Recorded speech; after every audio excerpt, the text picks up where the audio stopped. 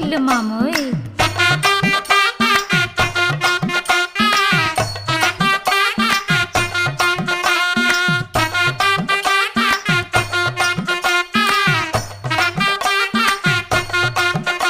ஏ 10 ரூபாயும் தாரே ஒரு பதிக்கஞ்சங்கிலி தாரே பச்சை கிளி வாடி நல்ல படப்பு பக்கம் போவோம். ஏய் 10 ரூபாய் வேணாம் பதிக்கஞ்சங்கிலி வேணாம் பசப்பி நிக்கிற மாமா என்ன உசுப்பி விட வேணாம்.